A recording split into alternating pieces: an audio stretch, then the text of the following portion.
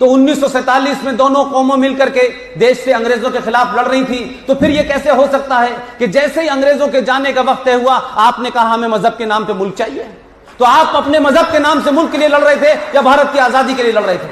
हमने तो नहीं कहा कि हमको हिंदू राष्ट्र चाहिए, हमने फिर भी नहीं कहा, लेकिन कुछ लोग अपने मुल्क के एजेंडे के लिए लड़ रहे थे, उन्होंने मांगा, आपने दे दिया।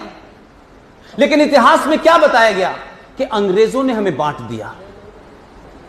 फिर कहा जाए जवाहरलाल नेहरू और कांग्रेस ने बांट दिया। क्या कमाल का देश है। इसका रेजोल्यूशन 23 मार्च 1940 को लाहौर में पास हो चुका था और मुस्लिम लीग ने किया था। अगर इस देश को विभाजन करने की अगर सबसे पहली मांग थी तो वो मुस्लिम लीग की थी। लेकिन बार बार कहा जाता है अंग्रेजों ने बांट दिया और कांग्रेस ने बांट दिया। जो असली मुल्जिम है उसके बारे में हमको हटा दिया गया, पता ही ना चले उनको, क्योंकि जिन लोगों को सत्ता पे आने का जल्दी थी, जिनको ट्रांसफर होने के बाद प्राइम मिनिस्टर बनना था, उन्होंने उसी मुस्लिम लीग के साथ इस आजाद भारत में सरकार बनाई और आप उनसे उम्मीद करते हैं कि वो संविधान से देश चलाएंगे। लिहाजा जम्मू कश्मीर में इस आर्टिकल 35A जो इल्लीगल तरीके से इंसर्ट किया गया था, राष्ट्रपति से एक आदेश दिलवाया गया डॉक्टर राजेंद्र प्रसाद से। और कुछ किताबों को आप इसलिए पढ़िए कि वो किताबें ना तो भारतीय जनता पार्टी के लीडरों ने लिखी हैं, ना आरएसएस ने लिखी है, ना विश्व हिंदू परिषद ने लिखी है, और ना ही कोई ऐसा बुद्धिजीवी जिसने लिखी है जिसे हम कहें कि साहब ये राइट विंगर हैं, या कोई ये कह दे कि ये तो आज से 20 साल पहले बीजेपी के साथ थे या संघ के साथ थे, लिहाजा हम इन किताबों को नहीं पढ़ेंगे। मैं उन्हीं किताबों को कोट करना चाहता हूं जो उन्हीं के घर से निकले थे। लेकिन हमने किताबें भी नहीं उनकी पढ़ी, क्योंकि हम तमाम सारे लोगों का शौक है कि हम खुद ही लिखते हैं और खुद ही पढ़ते हैं। कभी कभी पड़ोसी की किताब भी पढ़नी चाहिए। यह बात अलग है कि हमारे यहां लाइट चली जाती है तो लोग पड़ोसी से पूछते हैं क्या लाइट चली गई है, लेकिन किताब हम पड़ोसी की दी हुई भी नहीं पढ़ते।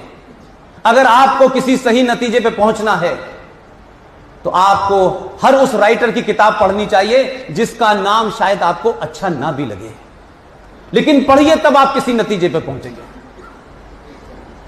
अगर आपने किताब 1969 के अंदर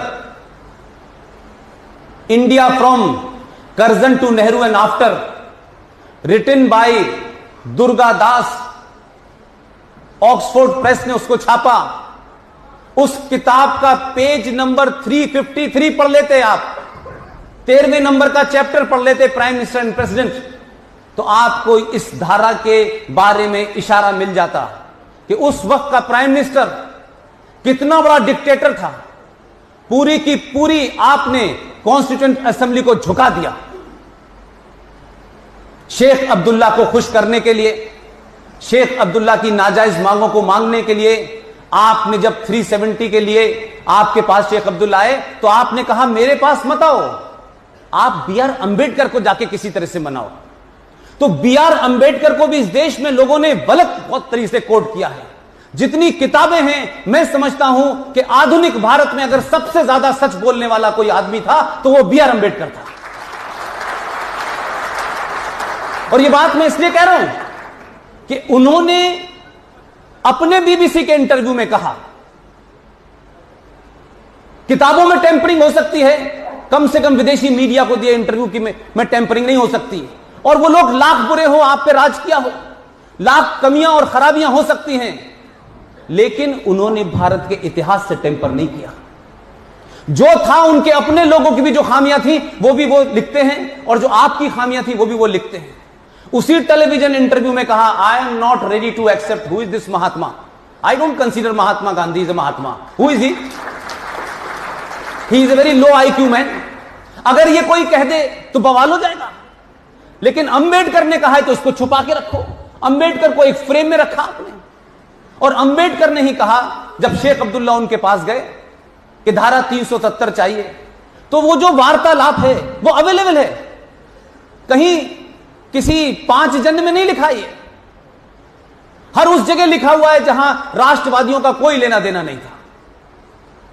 उसमें वो कहते हैं शेख अब्दुल्ला से कि मिस्टर शेख अब्दुल्ला साहब, आपको भारत से सिक्योरिटी भी चाहिए, आपको भारत से अलग कानून भी चाहिए, आपको संविधान भी चाहिए, आपकी विधानसभा की टर्म भी 6 साल का चाहिए, आपको भारत के अंदर एक प्रधानमंत्री भी चाहिए।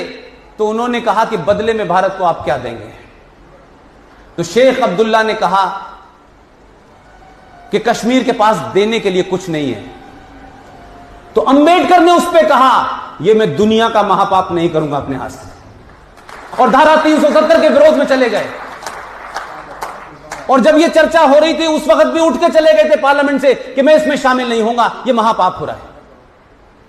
लेकिन उनकी, नेहरू साहब की शेख साहब से नजदीकियां देखिए कि जिस सेशन में यह रखा गया आर्टिकल 35 है, उसमें स्पेशल गेस्ट बनाया गया। किसको? शेख अब्दुल्ला साहब को और उनकी विदेशी पत्नी को स्पेशल गेस्ट बना के बुलाया गया। लिहाजा आज हम कुछ भी कह लें,